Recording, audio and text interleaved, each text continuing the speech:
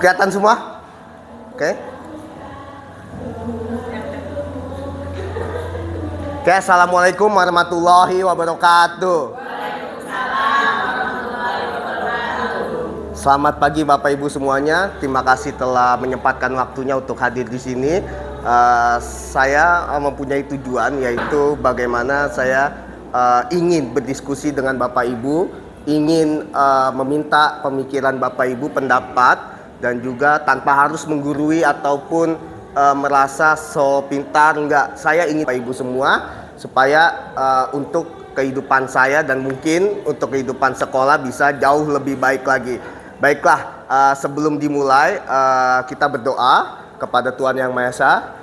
Semoga kegiatan acara hari ini dilancarkan, dimudahkan, dan disukseskan. Oke, berdoa sesuai dengan keyakinan dan kepercayaan masing-masing. Berdoa dimulai.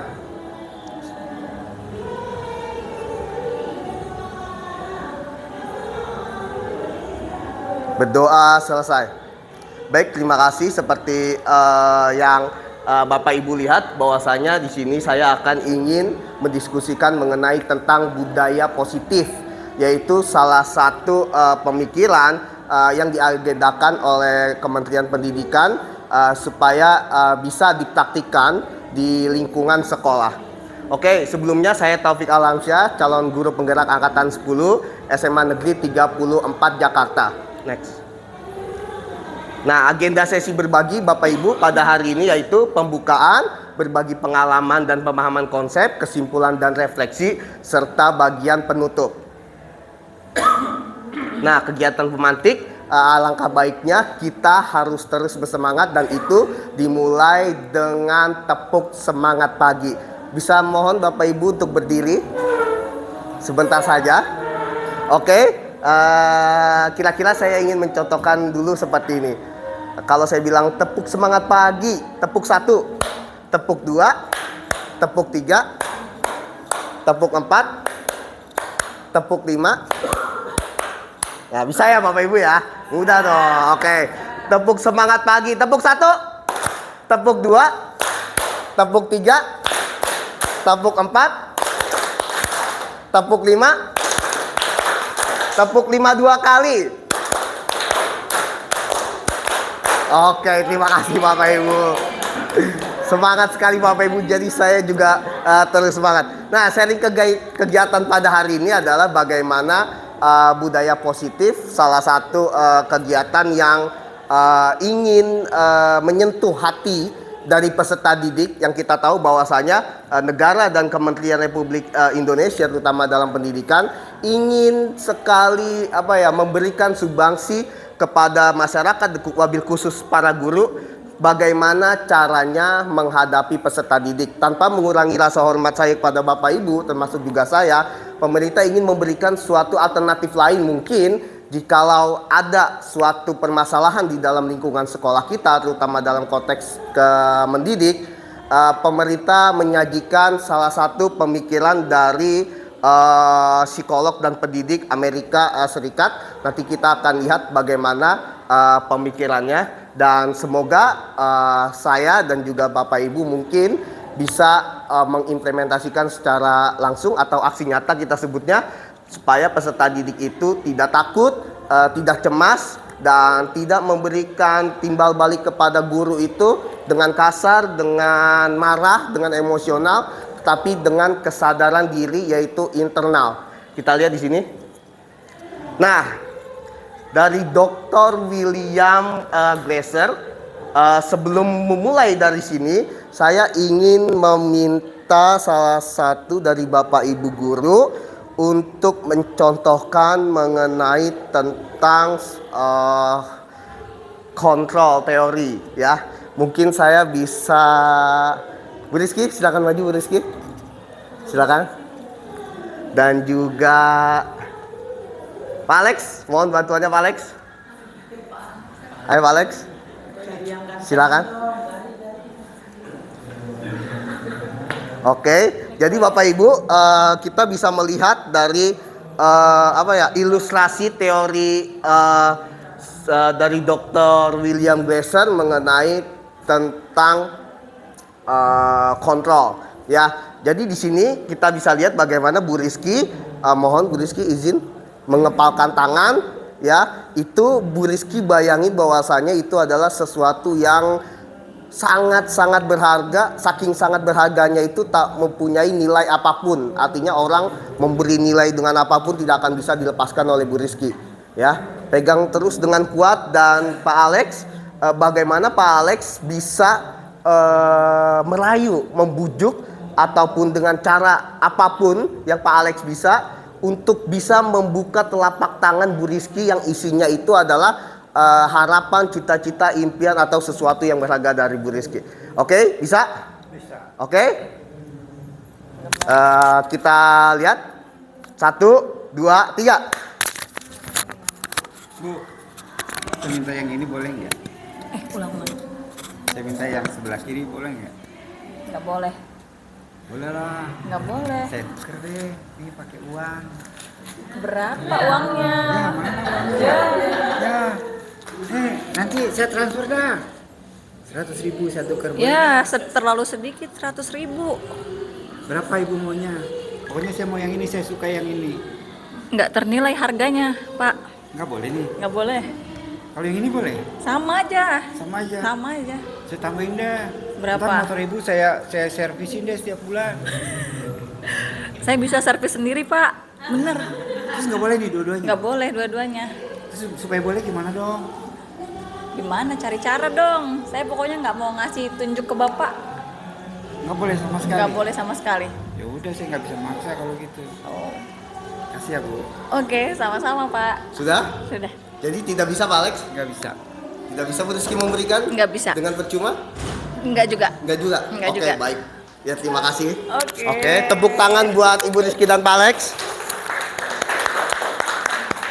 Oke, jadi seperti yang Bapak Ibu lihat bersama, bahwasanya ilustrasi dari permainan telapak tangan yang digenggam kuat oleh Bu Rizky yang berisi mengenai tentang sesuatu yang berharga, dan Pak Alex yang mencoba datang untuk membujuk, merayu dan sebagainya, bagaimana bisa melepaskan sesuatu yang berharga, ternyata tidak bisa atau tidak diberikan oleh Bu Rizky. Nah, ini berkaitan dengan teori kontrol dari Dr. William Glasser. Pada dasarnya kita tidak dapat memaksa peserta didik untuk berbuat sesuatu jikalau peserta didik untuk memilih untuk tidak melakukannya. Ya, mungkin saya juga beberapa kali menemukan fenomena peristiwa yang peserta didik itu tidak mengizinkan, ya, tidak memberikan atau tidak mengiyakan ketika kita memberikan suatu perintah ataupun masukan atau dan sebagainya, ya. Jadi menurut dokter dari William Glasser, kita tidak bisa mengubah anak. Kita tidak bisa mengubah anak seperti apa yang kita inginkan, tidak bisa ternyata. Tetapi ada beberapa poin alternatif dari pemikiran Dr. William Glasser yang nanti akan kita diskusikan bersama-sama Bapak Ibu. Nah, penguatan positif atau bujukan adalah bentuk-bentuk kontrol, usaha mempengaruhi peserta didik. Jadi membujuk seperti yang Pak Alex lakukan, membujuk, merayu, itu adalah salah satu bentuk usaha kontrol Pak Alex untuk mengkontrol diri dari Ibu Rizky.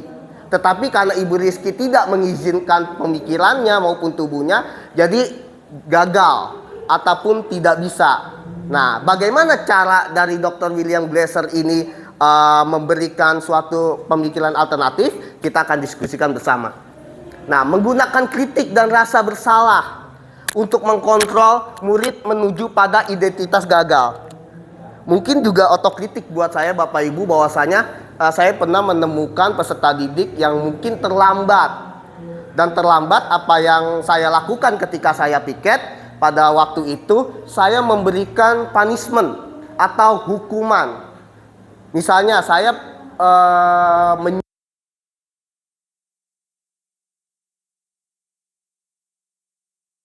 10 kali, ya. Apakah menyelesaikan permasalahan? Ternyata tidak juga, ya. Ini adalah salah satu bentuk identitas gagal. Ketika anak disuruh untuk keliling lapangan 10 kali, itu anak akan menimbulkan suatu emosional dan mempunyai pemikiran yang negatif terhadap kita sebagai guru. Saya juga merasakan bagaimana mimik wajah peserta didik itu kesal terhadap saya. Dan mulutnya berkomat-kamit terhadap saya. Entah itu mengatakan sesuatu yang mungkin mengomongin diri saya secara negatif.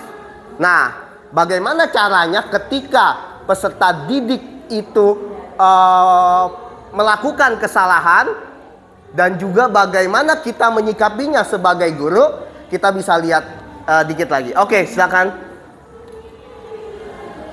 Nah, pertama dengan disiplin, Bapak Ibu.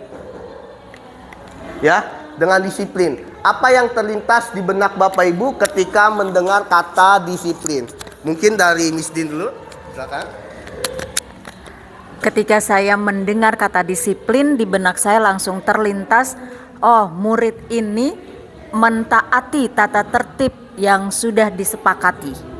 Itu saja. Oke, terima kasih Miss Din. Mungkin Bapak Ibu ada pendapat dan pemikiran lain mengenai tentang apa sih arti disiplin menurut Bapak Ibu? Kira-kira apa yang terlintas dalam pemikiran Bapak Ibu mengenai tentang kata disiplin?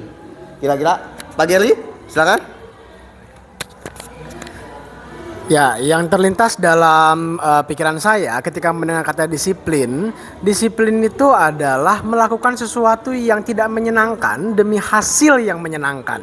Dalam arti konteks ini, peserta didik diarahkan mungkin saja melakukan suatu hal yang dia tidak menyukai itu, atau dia harus belajar lagi untuk menyukai hal tersebut. Tapi kita harus menjelaskan bahwa tujuannya itu adalah untuk kebaikan dia. Hal yang nanti akan dia dapatkan di masa yang akan datang. Seperti itu, Pak Taufik. Oke, baik. Terima kasih Miss Din dan Pak Geri. Kira-kira ada lagi Bapak Ibu? Pak Suradi mungkin? Silakan Pak Suradi. Apa menurut Pak Suradi disiplin? Baik. Disiplin berarti itu sesuatu yang menggembirakan.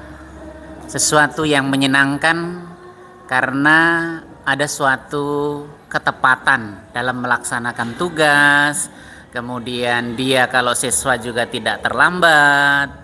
Semuanya itu akhirnya membuat Bapak Ibu guru atau yang ada ditemui itu menjadi suka. Itu disiplin.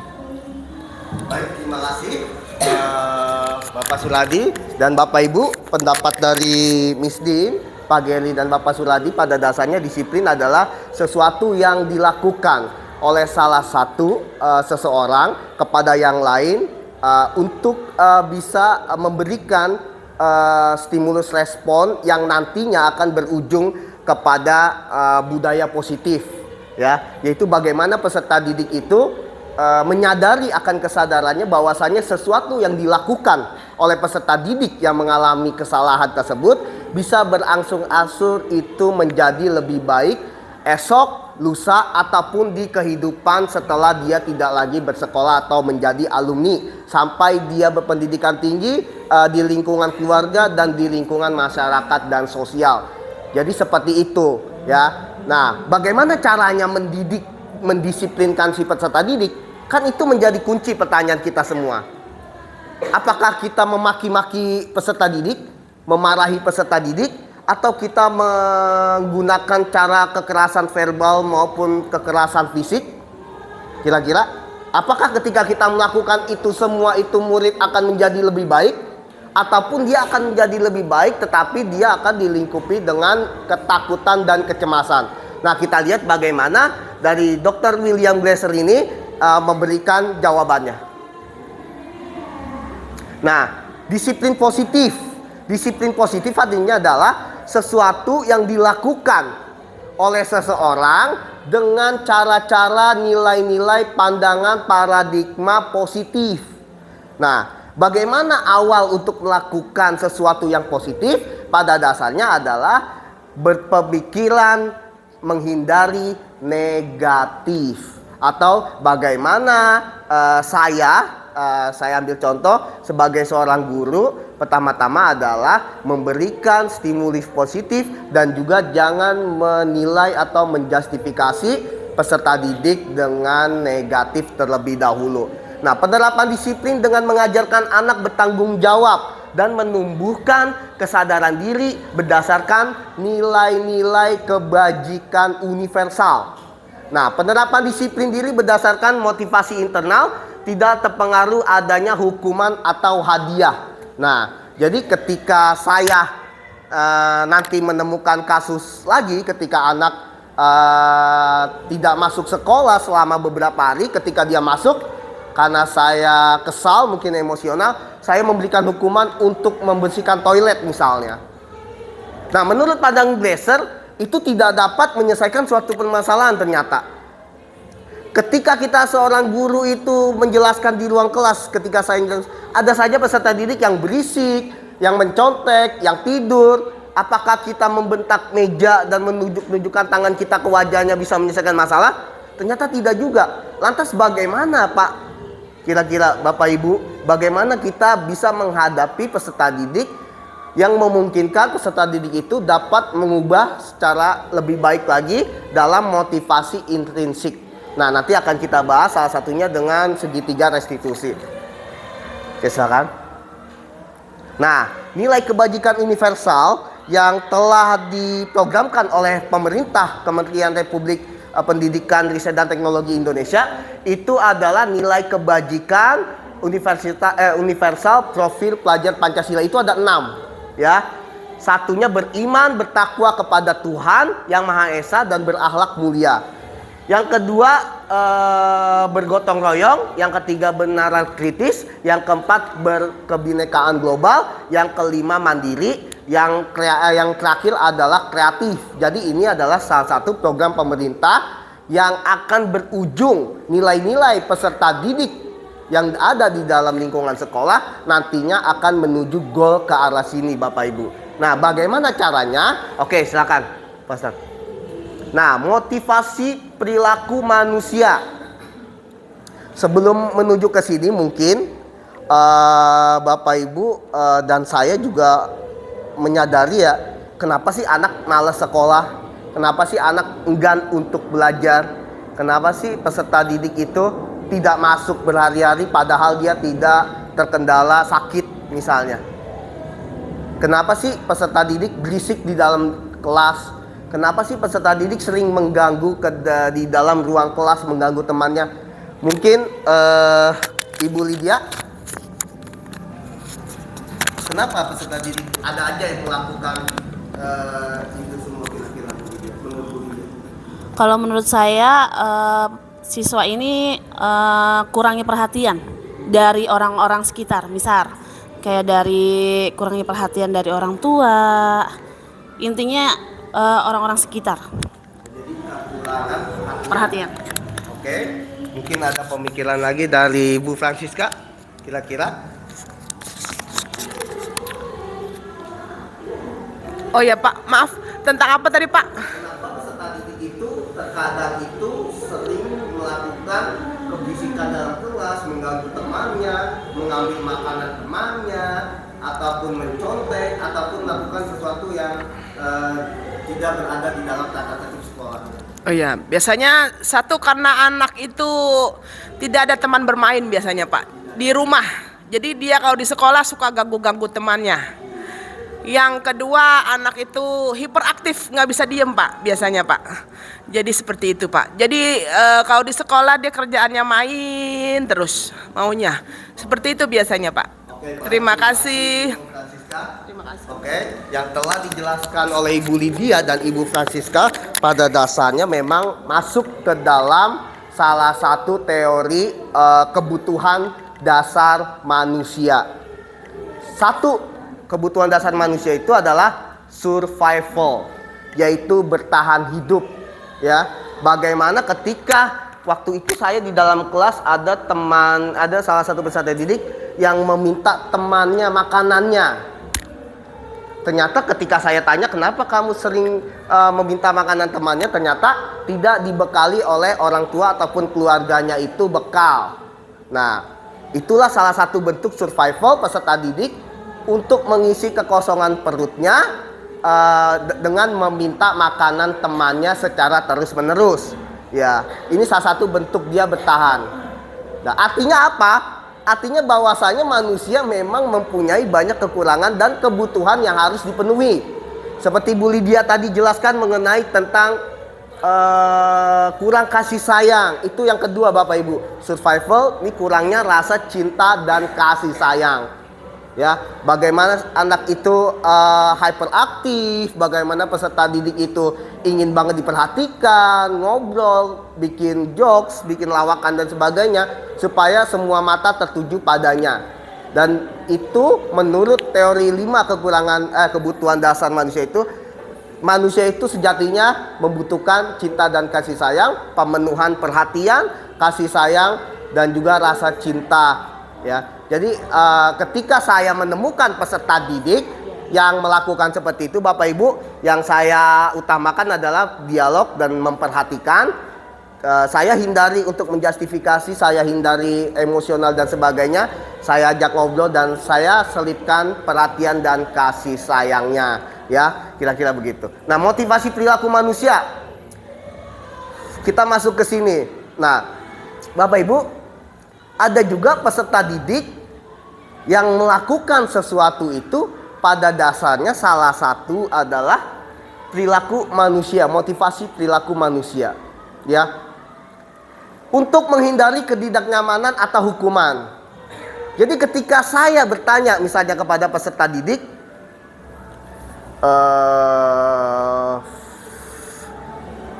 ketika saya guru sejarah, saya ingin memberikan suatu contoh menghindari ketidaknyamanan atau hukuman. Ketika saya remedial, apakah kamu itu nilainya buruk? Terus saya memberikan pilihan, apakah kamu ingin memperbaikinya ataukah kamu membuat candi dari barang-barang bekas yang ada di rumah kamu misalnya. Peserta didik akan apa? Saya akan remedial dengan materi, dengan belajar yang giat lagi untuk memenuhi kekurangan nilai daripada harus membuat candi dari barang-barang bekas yang ada di rumahnya. Kenapa? Karena dia menghindari ketidaknyamanan, dia tidak nyaman. Daripada saya membuat candi dari barang bekas, saya lebih baik belajar lebih giat lagi supaya pemenuhan nilai saya terpenuhi, ya. Yang kedua, untuk mendapatkan imbalan atau penghargaan dari orang lain misalnya. Ayo peserta didik yang mendapatkan nilai 100, saya akan membelikan makanan junk food, makanan plus minuman misalnya. Semua akan berlomba-lomba mungkin. Tetapi dampaknya itu tidak signifikan. Karena apa? Karena hanya motivasi eksternal dari luar dia. Dari luar. Dia tidak terpanggil hati nuraninya, dia tidak terpanggil jiwanya. Dia hanya terpanggil karena ada dari timbal balik luar. Kalau yang pertama itu yang paling rendah menurut William Glasser. Dia itu akan menghindari ketidaknyamanannya selama dia hidup, ini paling rendah. Dan ini kemungkinan kalau bisa peserta didik tidak memilih ini, ya. Kalau yang kedua, untuk mendapatkan imbalan penghargaan dari orang lain, dia mendapatkan timbal balik dari luar untuk mendapatkan sesuatu. Yang ketiga, untuk menjadi orang yang mereka inginkan dan menghargai diri sendiri dengan nilai-nilai yang mereka percaya. Nah, inilah yang paling tinggi dari motivasi perilaku manusia. Misalnya,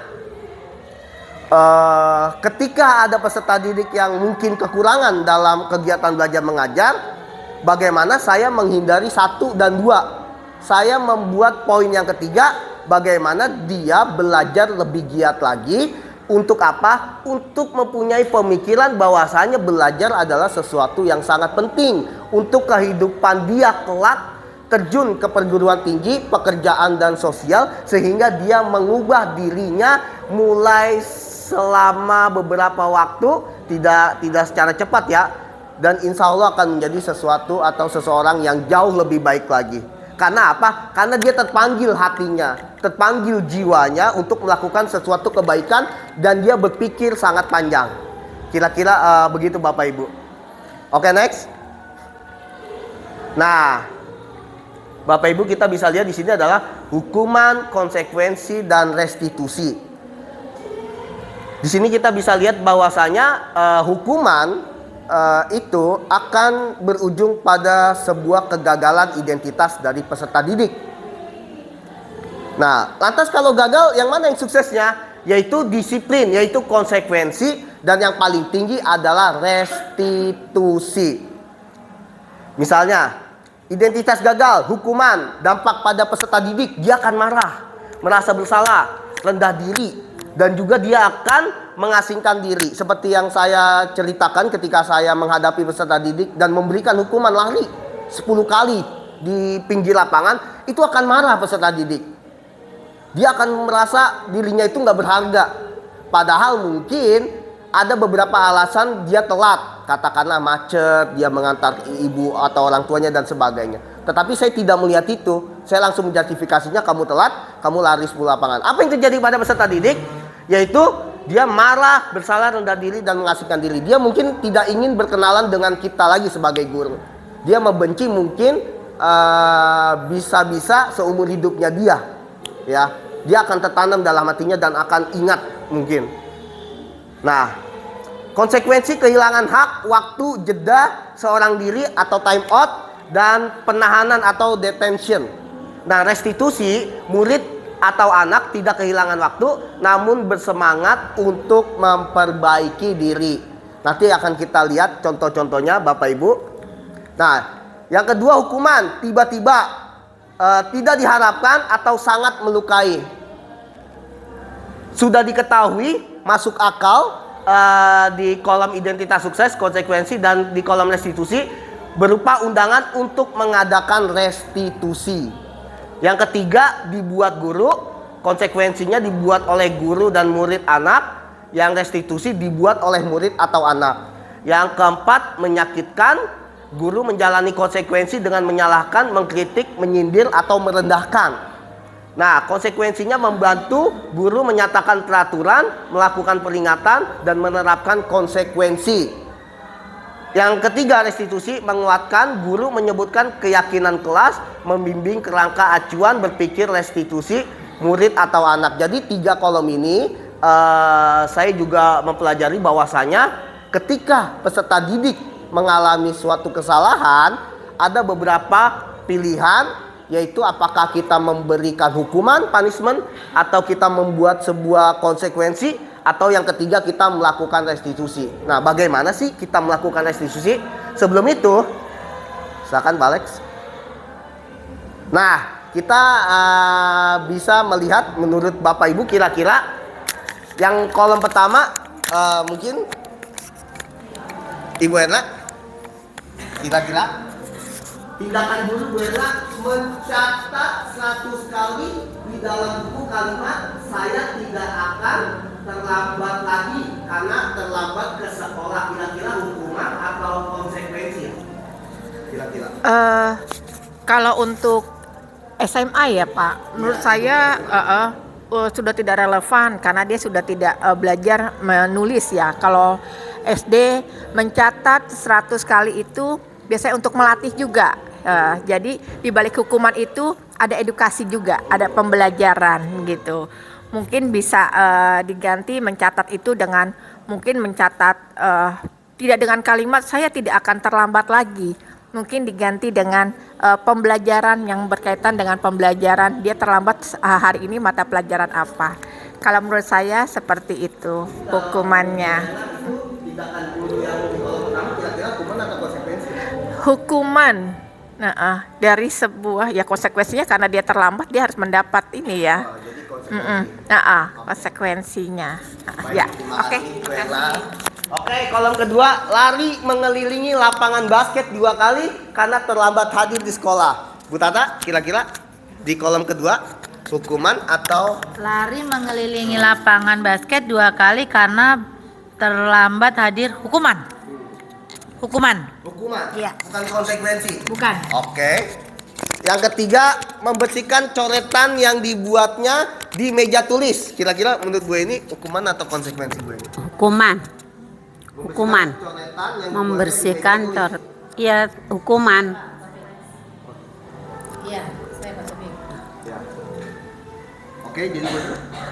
Kalau untuk konsekuensi karena dia terlambat, udah pasti konsekuensinya itu.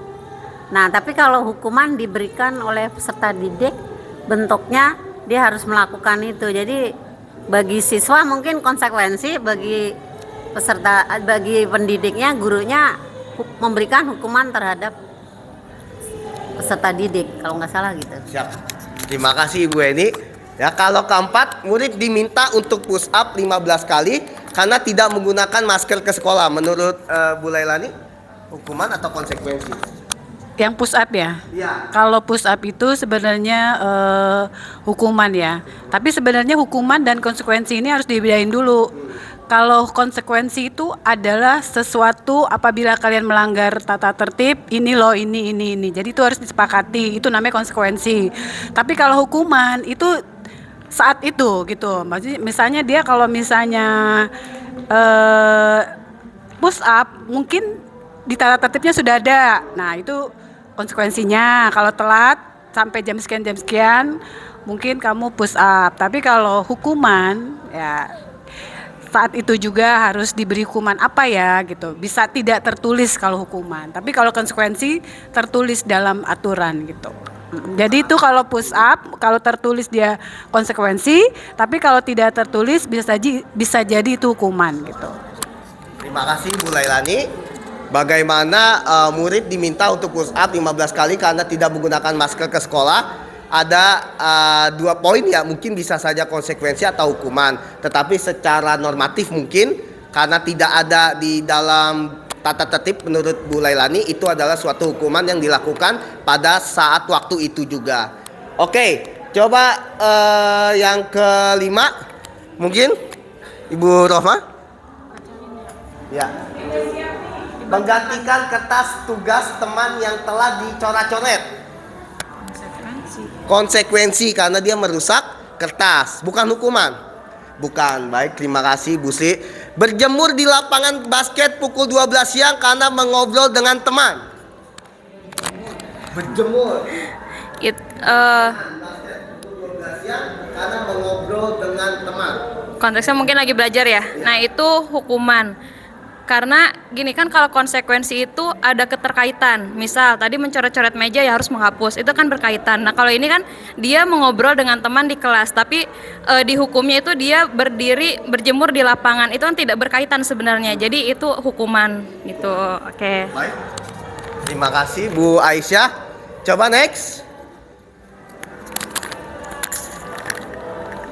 Duduk di bangku pinggir lapangan pada jam istirahat. Tidak diizinkan bermain oleh guru piket karena mencederai teman saat bermain di lapangan. Nah, kira-kira hukuman atau konsekuensi? Hukuman atau konsekuensi? Konsekuensi. Kenapa kira-kira konsekuensi? Karena dia melakukan sesuatu. Melakukan sesuatu pelanggaran mencederai teman di lapangan. Makanya dia dihukumnya di lapangan juga. Oke, karena dia mencederai temannya, sehingga konsekuensi yang didapat oleh orang tersebut dia tidak bermain, ya. Oke, konsekuensi. Nah, terlambat hadir di pembelajaran daring 15 menit dan diminta untuk tinggal 15 menit sesudah kelas usai untuk membahas ketertinggalan pembelajaran. Kira-kira hukuman atau konsekuensi? Konsekuensi karena dia sudah terlambat. Daring kayaknya, luring, daring atau luring mungkin ini ya. Daring ataupun luring mungkin 15 menit karena dia telat, dia akan menggantinya dengan memperpanjang waktu 15 menit ya untuk menjelaskan materi yang di awal karena dia terlambat. Kalau hukuman kira-kira apa? Kalau misalnya ada murid telat nih, guru membuat konsekuensi bahwasanya karena 15 menit terakhir kamu tidak boleh pulang ya. Karena akan mengganti materi awal yang kalian tidak yang kamu itu telat karena kamu tidak mendapatkan materi. Kalau hukuman kira-kira apa yang dilakukan oleh guru tersebut ketika ada murid telat 15 menit? Suruh berdiri depan kelas. Membersihkan kelas. Nah, itu adalah hukuman. Membuang sampah sekalian membakarnya mungkin ya Bapak Ibu. Oke. Lari mengelilingi basket 2 kali karena terlambat 10 menit untuk pelajaran PJOK. Nah, untuk pelajaran PJOK kira-kira hukuman atau konsekuensi? Kenapa konsekuensi? karena selaras dengan mata pelajaran yang diampuh atau pada saat itu juga. Membersihkan WC sekolah karena mematahkan pensil kawannya. Ini hukuman jenis apa Bapak Ibu ya? Gila-gila. Dan ini jelas ini adalah hukuman punishment ya. Oke, tepuk sekali lagi. Ayo, mohon Bapak Ibu guru hebat. Saya banyak belajar dari Bapak Ibu. Tepuk semangat pagi. Ayo silakan. Oke, tepuk semangat pagi. Tepuk 1, tepuk 2, tepuk 3, tepuk 4, tepuk 5. Tepuk 5 2 kali. Masya Allah. Terima kasih Bapak Ibu. Nah Bapak Ibu, setelah kita diskusikan dan pendapat Bapak Ibu mengenai tentang untuk menyikapi peserta didik yang mengalami kekurangan atau kesalahan dan sebagainya. Nah, kita akan membuat awal dulu sebelum menuju sebuah perubahan budaya positif, yaitu segitiga restitusi. Yang pertama dilakukan adalah membuat sebuah keyakinan kelas. Nah, keyakinan kelas mungkin saya dulu atau mungkin Bapak Ibu membuat suatu peraturan di dalam kelas yang dimana itu disebut sebagai peraturan kelas. Nah, alternatifnya dari kurikulum Merdeka adalah bagaimana peraturan kelas itu diganti menjadi keyakinan kelas. Pertanyaan saya adalah apa bedanya peraturan dengan keyakinan? Padahal sama-sama memberikan poin tata tertib di dalam ruang kelas ketika jam Bapak Ibu. Tapi kenapa diganti peraturan dan dengan keyakinan? Kira-kira, oke? Silakan. Menurut saya, kalau keyakinan itu dari dua sisi. Jadi sisi siswa kita juga libatkan. Jadi mereka punya suara, mereka berhak untuk memberikan apa yang mereka akan lakukan. Sedangkan kalau peraturan itu sifatnya dari gurunya. Jadi dari sisi si guru, dia yang membuat peraturan itu untuk dijalankan oleh si murid. Belum tentu si murid itu setuju dengan apa yang diatur oleh gurunya. Oleh sebab itu, kalau saya sih melihatnya lebih baik kita melakukannya memang keyakinan kelas. Terima kasih Pak Taufik. Terima kasih Mistin. Mungkin Bapak Ibu ada yang ingin berpendapat kenapa peraturan diganti dengan keyakinan? Padahal sama aja mungkin. Ketika kita mengajar di dalam kelas, pada awal pertemuan kita membuat sebuah poin-poin peraturan yang peserta didik untuk menghindari melakukan tersebut. Kira-kira. Oke, silakan Bu Lailani. Kalau menurut saya, peraturan itu adalah bersifat umum, global ya. Itu umum. Tapi kalau keyakinan itu lebih spesifikasi lagi. Misalnya di kelas, kan ada peraturan sekolah, ada peraturan kelas.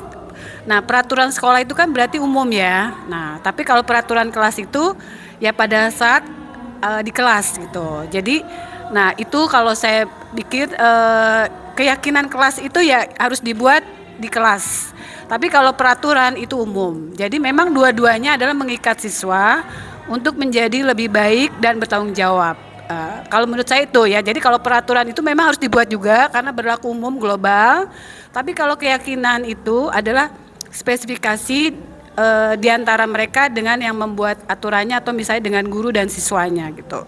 Mungkin keyakinan kelas itu ya disepakati dengan gurunya gitu. Tapi kalau peraturan siswa tidak ikut terlibat karena itu adalah peraturan yang memang bersifat global atau umum gitu. Menurut saya ya gitu. Baik, terima kasih Bu Lailani dan terima kasih untuk Miss Din.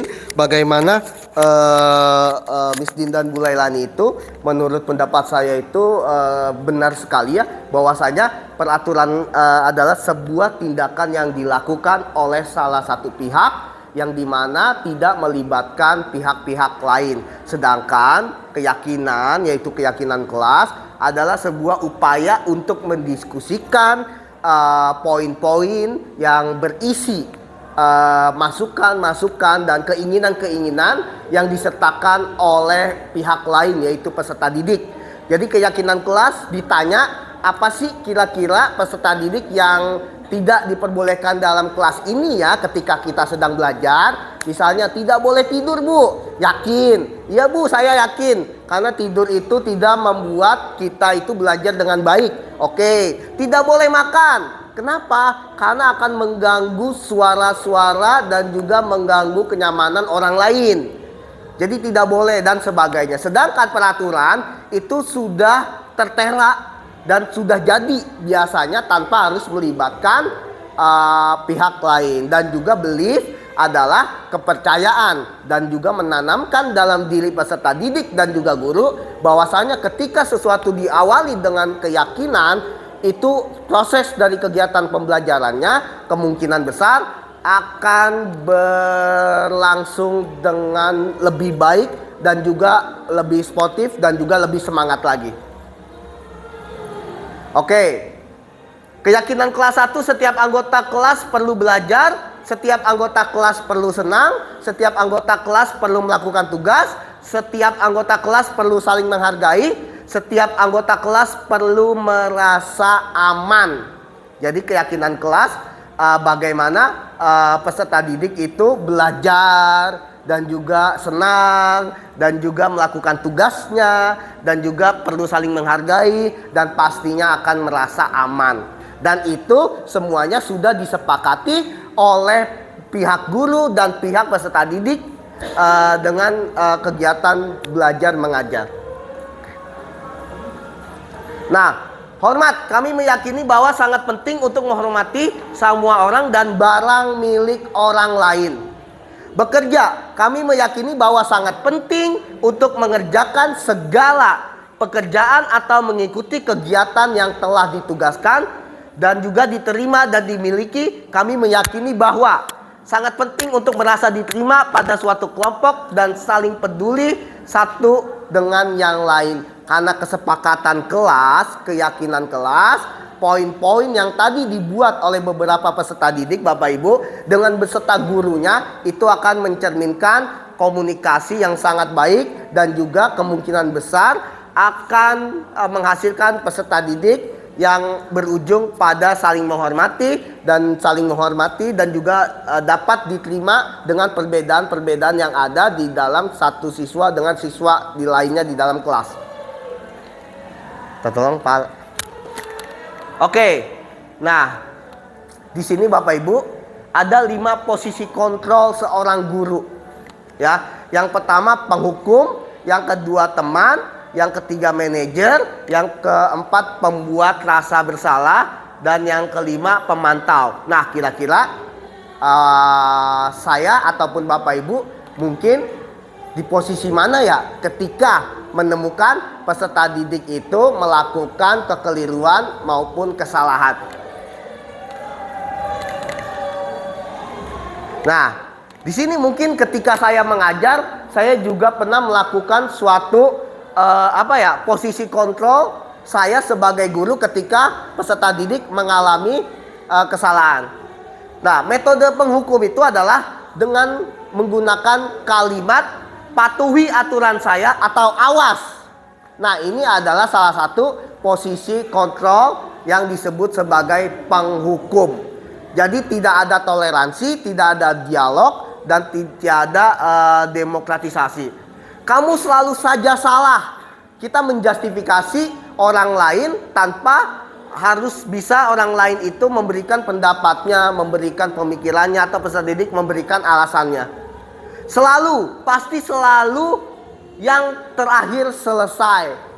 Mungkin saja peserta didik itu mengalami semacam bergadang karena membantu orang tuanya atau menemani orang tua yang sedang sakit atau apapun, ya. Ini penghukum tidak melihat itu semua. Pokoknya yang di depan mata penghukum itu langsung dijustifikasi. Nah, pembuat rasa bersalah. Nah, juga nih saya sebagai guru juga kadang membuat peserta didik saya itu merasa bersalah, ya. Kalimat yang keluar itu adalah, Ibu sangat kecewa sekali dengan kamu. Bapak, saya sangat kecewa sekali sama kamu, ya. Berapa kali Bapak harus memberitahu kamu, ya? beberapa kali saya memberitahu kamu ya, tapi kamu nggak pernah ngerti. Ini adalah jenis posisi kontrol membuat merasa bersalah peserta didik. Gimana coba kalau orang tua kamu tahu kamu berbuat seperti ini? Itu jadi posisi kontrolnya itu adalah si guru itu membuat posisi tidak nyaman peserta didik. Teman, ayo bantulah demi Bapak ya. Dan kadang juga saya melakukan seperti ini Bapak Ibu. Ayo ingat, tidak bantuan Bapak selama ini. Nah, itu dia memposisikan gurunya itu sebagai teman peserta didiknya. Ya sudah, kali ini tidak apa-apa, nanti ibu bantu bereskan. Ya, jadi dia mensejajarkan posisinya guru bersama peserta didik yang lebih cair, lebih asik, karena sudah memposisikan guru itu sebagai teman dari peserta didik dan menggunakan kalimat seperti ini. Oke, next. Pemantau, peraturannya apa? Apa yang telah kamu lakukan? Sanksi atau konsekuensinya apa? Ini adalah jenis posisi kontrol pemantau. Manajer, nah inilah salah satu solusi atau alternatif dari pemikiran dokter. Manajer, apakah kamu meyakininya? Jika kamu meyakininya, apakah kamu bersedia memperbaikinya? Jika kamu memperbaiki ini, hal ini menunjukkan apa tentang dirimu? Apa rencana kamu untuk memperbaiki hal ini? Jadi ada dialog interaktif antara guru dan peserta didik, yang dimana guru itu memberikan timbal balik sebuah pertanyaan yang secara tidak langsung memberikan kesadaran kepada peserta didik. Yang tadinya emosi bisa turun, yang tadinya marah itu bisa turun. Karena apa? Karena guru itu memberikan suatu budaya positif, mempertanyakan kembali apa yang telah dilakukan oleh peserta didik itu. Ya, beda dengan penghukum, tanpa tedeng aling-aling langsung dia memberikan hukuman. Atau pemantau, dia langsung menggali sebuah bagaimana peraturannya. Teman, dia memberikan bagaimana posisi guru itu kepada peserta didik itu dia turunkan menjadi sebuah pertemanan misalnya. Nah, kalau manajer itu posisinya bagaimana posisi kontrol guru sebagai manajer yang bisa memanage suatu perasaan dan pemikiran peserta didik, sehingga secara tidak sadar peserta didik itu akan berpikir dan mengevaluasi dirinya. Iya ya, apa yang telah saya lakukan hari itu ya? Oh iya ya, selama ini berarti yang saya lakukan, oh kenapa ya saya bisa melakukan ini kepada teman saya ya? Dan sebagainya. Nah, segitiga restitusi dalam penyelesaian masalah, ya.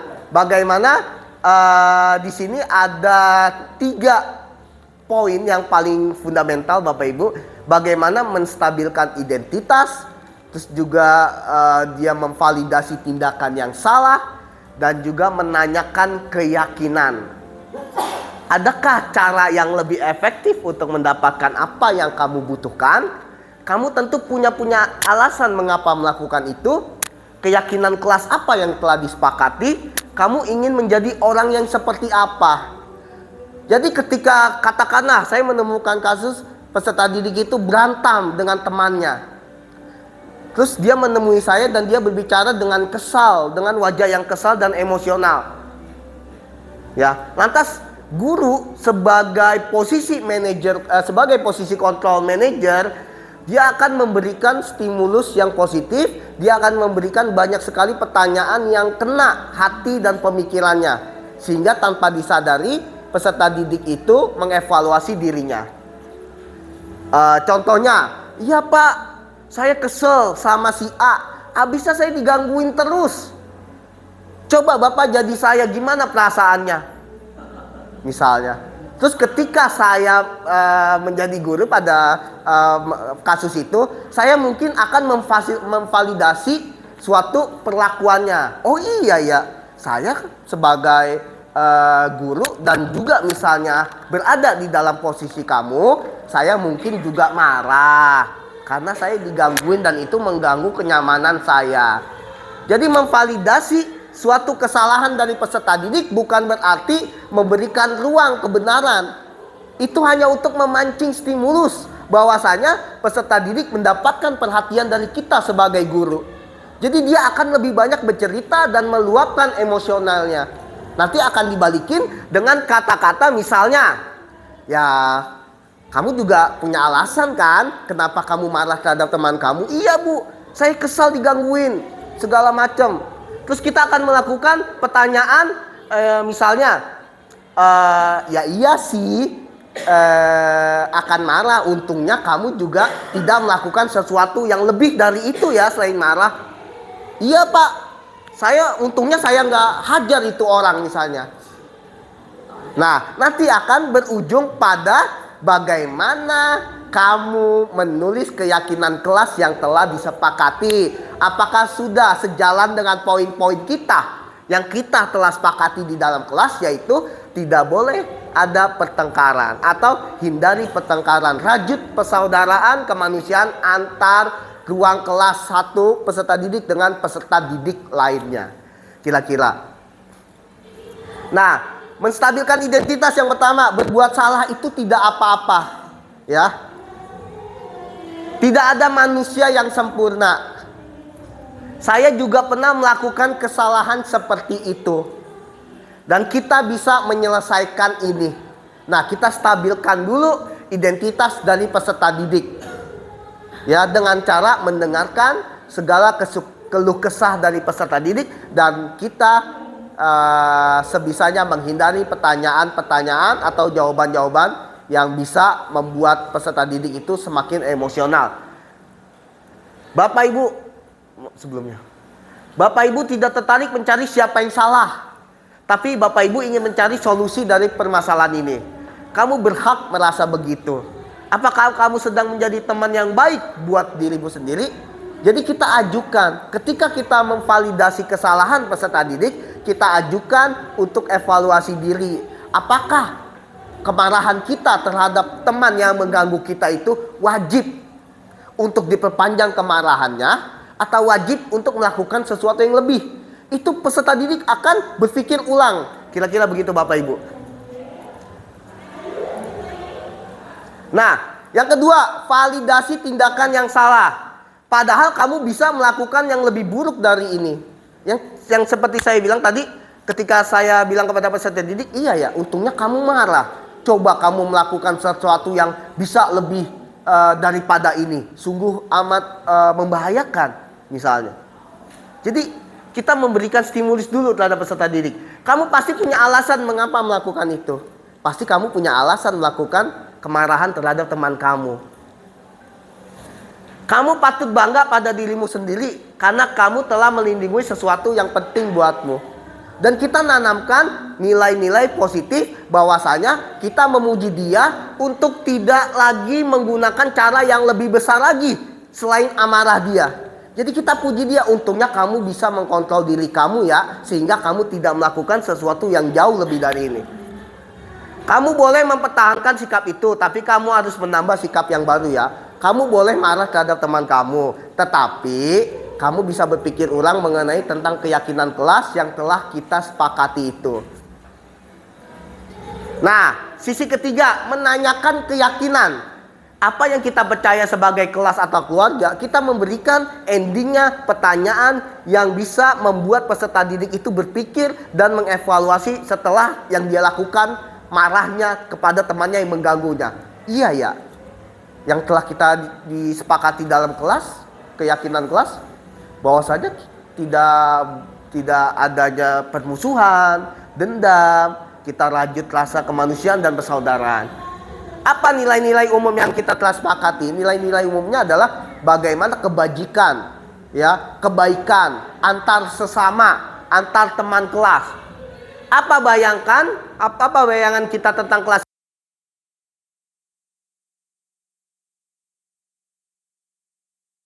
Saling mengayomi, saling mencintai, saling merindukan nilai-nilai positifnya, dan juga saling bahu-membahu menciptakan ruang kelas yang aman, nyaman, sehingga peserta didik menjadi semangat. Kamu mau jadi orang seperti apa?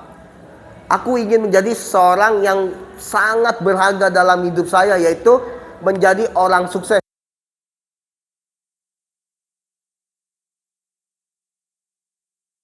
reaksi orang di sekitar kita misalnya. Apakah ada yang mau membantu kita sukses? Dan itu peserta didik kemungkinan besar akan menurunkan emosionalnya dan akan berpikir kembali bahwasanya oh iya, yang telah saya lakukan itu mungkin keliru ya Pak, Bu. Baiklah, saya akan mengubah diri saya untuk tidak lagi marah dengan teman saya yang telah mengganggu saya. Saya akan memberikan maaf dan saya akan berbaikan lagi. Oke. Nah, kira-kira praktik restitusinya seperti ini Bapak Ibu ya. Bapak Ibu bisa melihat praktik restitusinya di kanal YouTube saya. Kira-kira nanti akan saya share ya Bapak Ibu, kira-kira praktiknya. Oke, next.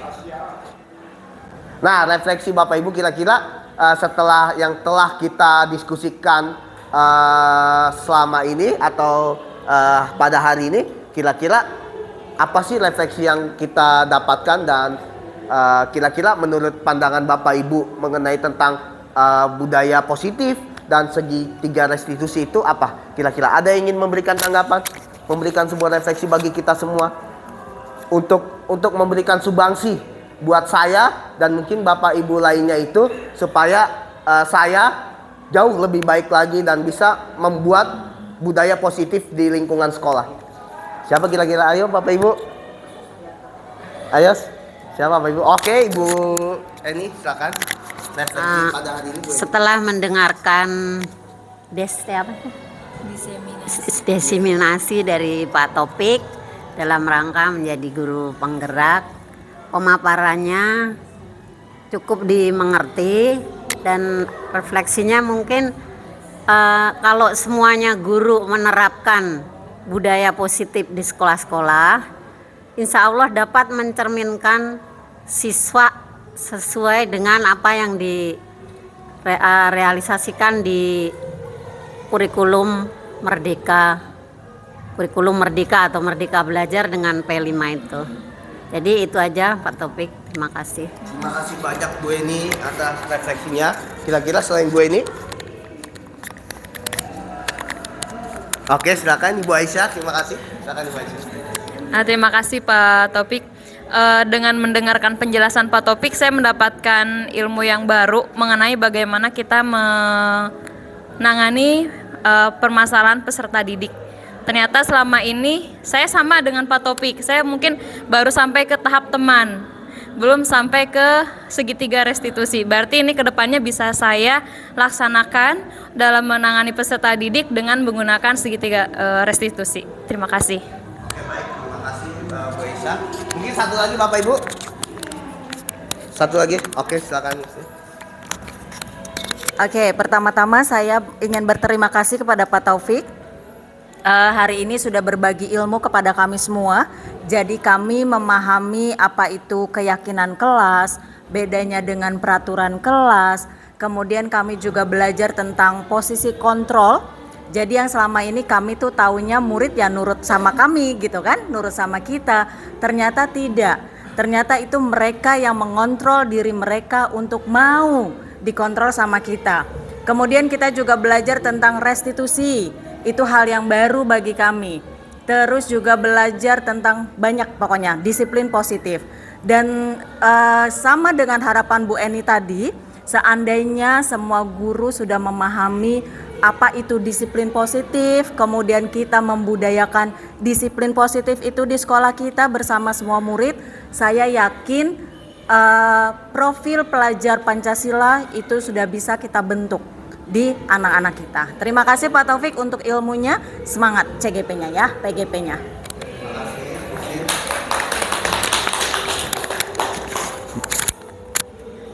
Baik, terima kasih Bapak Ibu.